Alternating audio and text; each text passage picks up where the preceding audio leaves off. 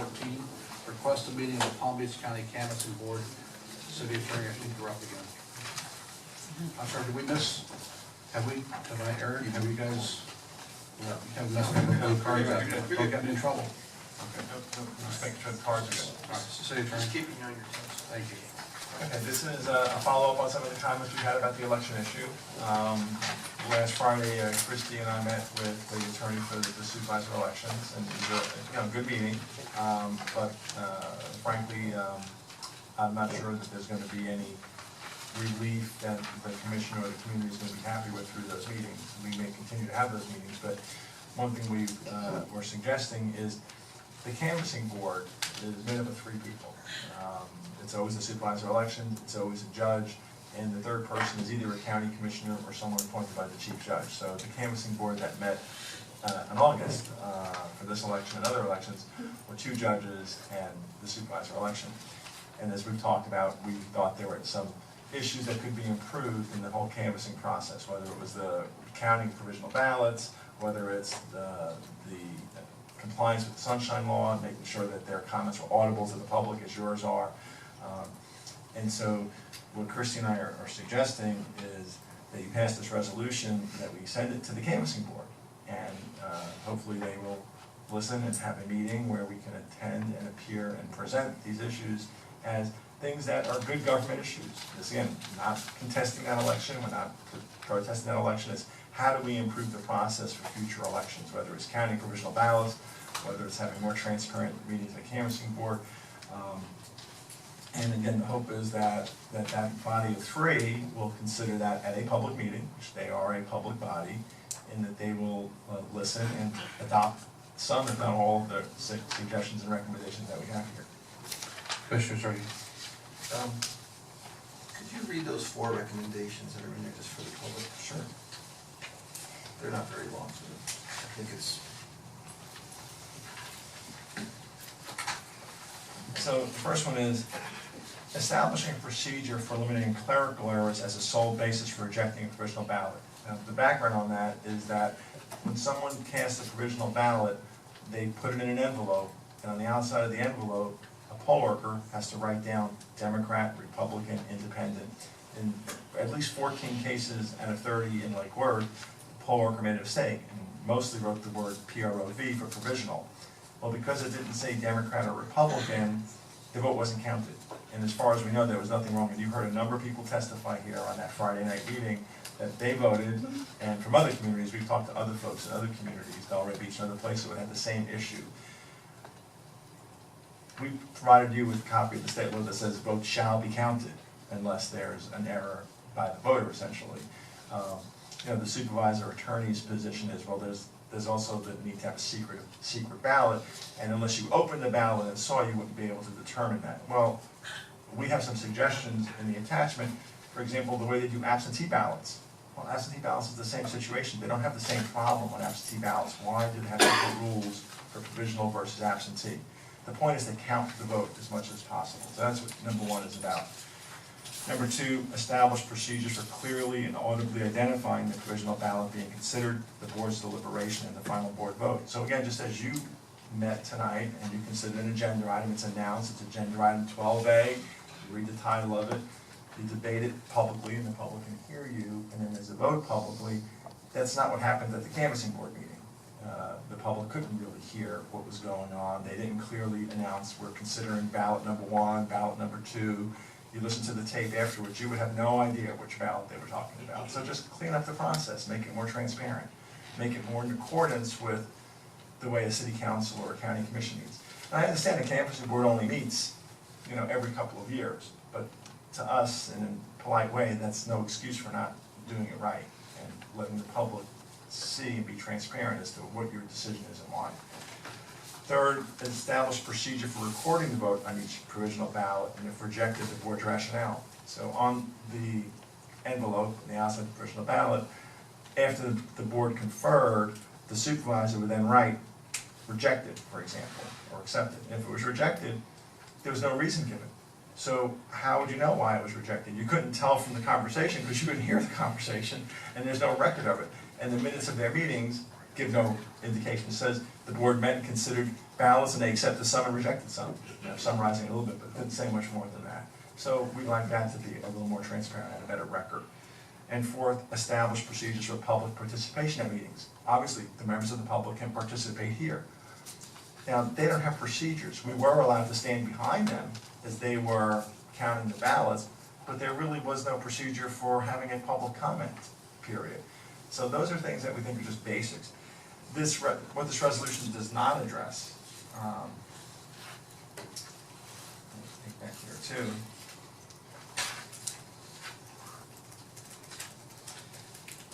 It doesn't really address the issues with some of the voters observed at the poll. For example, were the provisional ballots kept in a secure location? That was an issue that we heard about. Doesn't really address for people being directed to the wrong precincts, or poll workers discussing how people should vote. So if that becomes part of that conversation at the canvassing board, certainly if there's an opportunity to bring that up, we'll bring that up. But we thought, let's stick to the things that are really canvassing board issues. Those other issues are more supervisor election issues. And that's why we're meeting with her attorney to see what can we work out on those issues. Now, in their defense, they talked about how difficult it is because you only have these elections so, every year or two, you have hundreds of poll workers who have to come in, be trained, and they're put out in the field and have a very big responsibility. And like any organization, if you have 1,000 employees, some of them aren't going to be good employees. Some of them are going to make mistakes. And they're pretty open and candid about saying that. However, the right to vote is so important, you want to minimize those mistakes.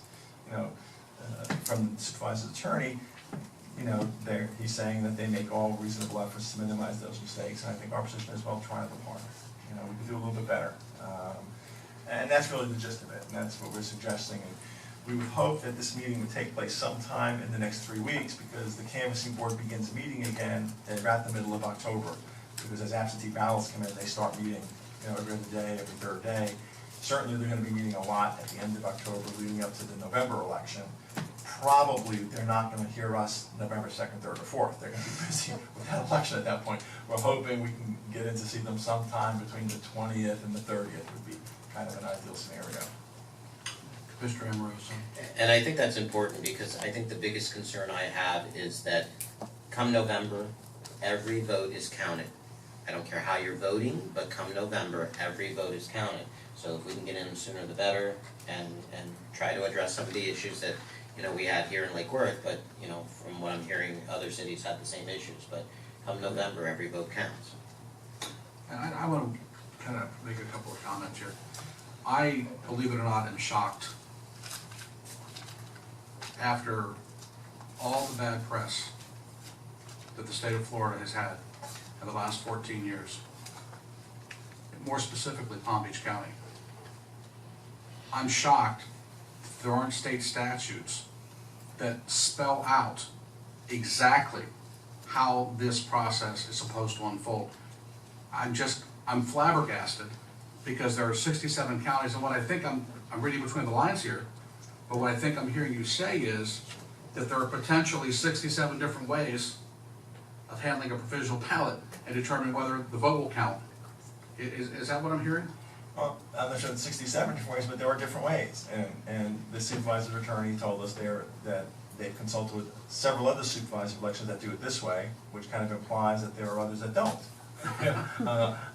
We didn't push that question, and we haven't called other supervisors yet. But I don't want to get ahead of ourselves, but one possible next step, or third or fourth step, might be having the League of Cities have this as a legislative priority this year to, in the upcoming session in the spring, to clean up the election laws, because there was, a big rush to modify things after the presidential elections back, Bush versus Gore.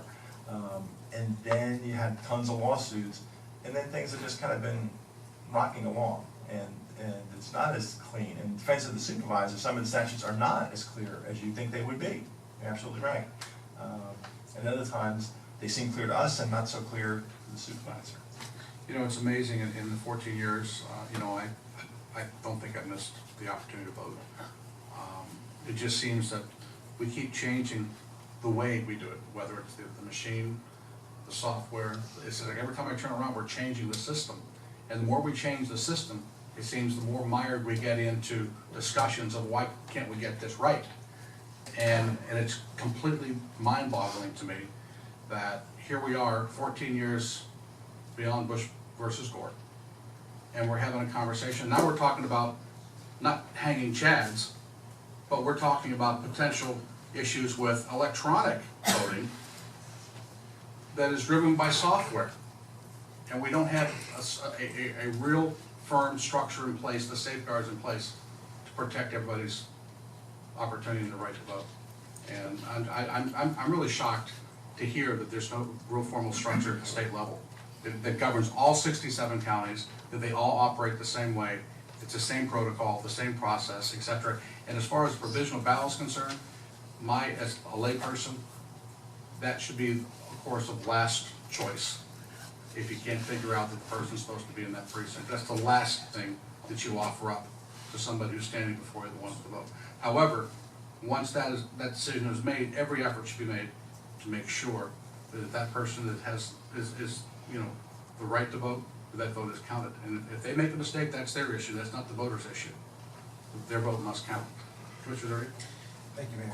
Commissioner, one of the things that bothered me on the electronic process here was, prior to this, you could go in and they have their book, you find your name, you sign your name.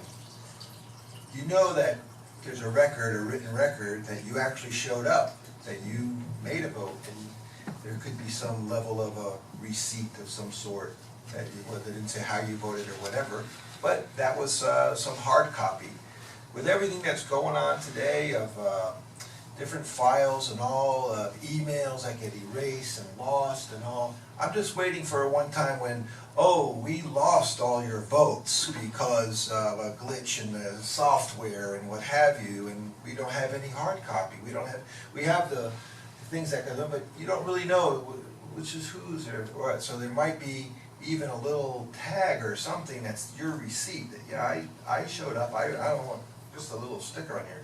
Doesn't mean totally, but I think that's something that would say yes, and you should be able to trace, just in case you don't approve. Did you really count my vote? Did you really count my vote? So I think moving down this line of just all electronic is a little problematic to me, and from my perspective of maybe old-fashioned, I don't know, but there's some ways that I get a little bit concerned about everything being electronic and software-based, especially when all kinds of things have happened in different levels. So I don't have total tremendous faith in that as a foolproof way of, so maybe add that to the point of my concern that there's no real record that I actually showed up, because if this was a little, here they looked at my license and said, okay, there you go. But one thing sure, this is certainly an item we could talk about for a long time. It's fascinating. So do we have a motion? Do we have a motion? A second? Call the question. Yeah. Call the question. Commissioner McCoy? Yeah, I think it's a little bit easy for us to second guess some things. I think we're implying that there is no state law that governs this, and that's, I think, Attorney, you can clarify that there definitely is state law. Right. Can the state law be improved some? Yes, but that's not our purview to do that, nor is it the supervisor elections to do that. And obviously, I think we're all very much in favor of the concept that voting is very important and every vote should count. But that quickly becomes a slogan. Any process that we do, every dollar in your bank account should count. But every now and then, one of them goes astray. These are processes, and I think it is worth keeping in mind that 3,000 folks voted. All of this discussion is about either 30 or half of 30, which is either 1% or 0.5% of the vote. And for most industrial processes, that's a pretty good percentage. We would like it to be 100%, but anybody, I think Clay would be quick to tell you that as you try to get that last percent or 0.01% or 0.001%, it gets more and more expensive to make sure that you're at 100. So when we say we want it to be every vote that's counted, I think we all have to recognize that there would be a very big price tag for that. And I'm not saying that, you know, there are a number of things that I don't think were very well done. I support the concept of, you know, what you said, let's minimize the mistakes. Sure, I'm all for that. But recognize that it's unlikely that it will ever be a absolutely 100% process. It just, you know, there's too many places where there can be things. But let's improve it. And if this is our contribution to improving Palm Beach County voting, you know, I think we're all in favor of that. We don't really want to be in the news nationwide, so. Well, you know, okay, let's look at it this way. Somebody so eloquently said it just a couple of weeks ago. You know, we talk about changing the systems, and sometimes there's glitches in the system and every vote counting. The whole Bush versus Gore, that was what, 527 votes? Is that what it was? That's a small number. 527 votes decided who was gonna sit in the White House. The state of Florida represents 27 electoral votes. The state of Florida represents the key, if you will, in most people's calculations, to the White House. Palm Beach County, Broward County, Dade County. These three counties, if we don't get it right here, could drastically throw the election in the state of Florida. Every county needs to get it right, all 67 counties need to get it right. 527 votes out of the millions of votes that were cast it's an insignificant, percentage, but it cost one man the White House and gave it to the other. So every vote must count, and we must get it right, and maybe we need to get back to the basics. Maybe we should go back to a paper trail. You know, maybe we should stop playing around with all the fancy software and, you know, creating chaos every time we have an election. So with that, let's move on and see if we can get a motion, a second, and move on. Do we have a motion? Is there a motion? So moved. Second. All right, all those in favor? Aye. Motion passes